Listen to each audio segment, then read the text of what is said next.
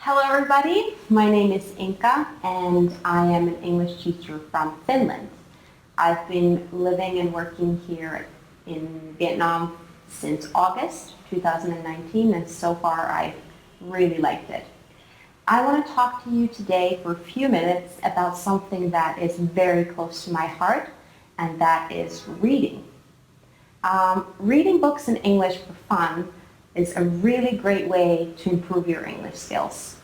First of all, the language that you read in books is very complex, so you're learning new words all the time. And also the grammar structures can be quite different from what we use when we speak English, so you're getting used to all these complex structures that you don't really hear in spoken English. And there have been many studies that have shown that reading can enhance your creativity, your empathy skills, cultural awareness, your motivation for learning. So all in all, reading in English for fun is a really, really great thing for you to do. But I know that it can be quite scary or it can feel difficult to pick up a book in a language that isn't your mother tongue. So I want to give you a few really easy tips on how you can get started in reading in English in your spare time.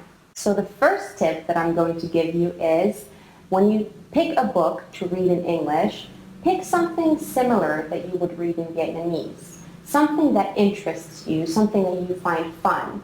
Because if you pick something that you wouldn't really read in your own language, then you're not really going to want to read for very long. So it's important that you pick something that actually really interests you. The second thing that I think is very important is pick something easy to start off with. So, for example, a book with a lot of pictures. Pictures are really helpful because they help you, when you don't understand every word, you can look at the pictures and those will support your understanding. Or maybe pick something that you have already read in Vietnamese, like, for example, Pinocchio. That's a story that is quite popular and maybe you've already read it in Vietnamese. So then you can read it in English and it'll be easier for you because you already know the story.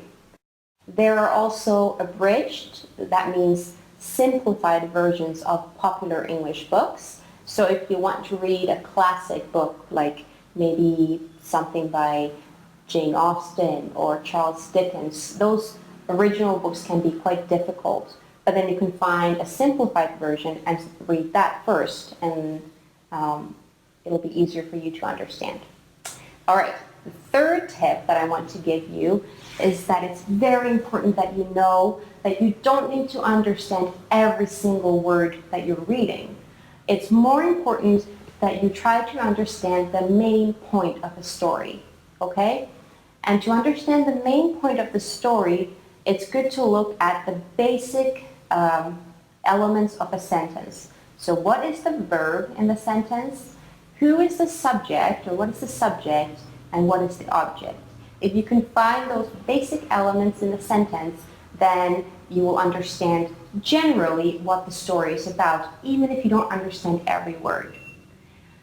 So I would recommend that you only use the dictionary to understand those important words, not every single word. Otherwise, if you're reading, going to the dictionary, reading, going to the dictionary, it's going to feel like hard work and you probably won't want to keep reading for a long time. Now, the fourth tip, last tip that I want to give you is that be patient. At first it might seem difficult to read in a new language that you're not used to, but I think you'll be surprised at how quickly you will improve when you're reading something that you actually enjoy and is not too difficult for you.